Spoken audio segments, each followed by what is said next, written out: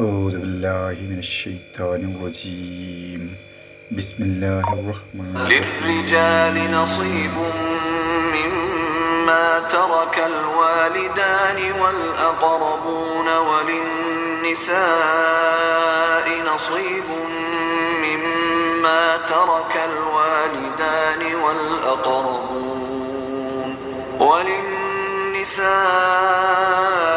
മാതാപിതാക്കളും അടുത്ത ബന്ധുക്കളും വിട്ടേച്ചു പോയ ധനത്തിൽ പുരുഷന്മാർക്ക് ഓഹരിയുണ്ട്. മാതാപിതാക്കളും അടുത്ത ബന്ധുക്കളും വിട്ടേച്ചു പോയ ധനത്തിൽ സ്ത്രീകൾക്കും ഓഹരിയുണ്ട്. ആ ധനം കുറച്ചാകട്ടെ കൂടുതലാകട്ടെ അത് നിർണയിക്കപ്പെട്ട ഓഹരിയാകുന്നു.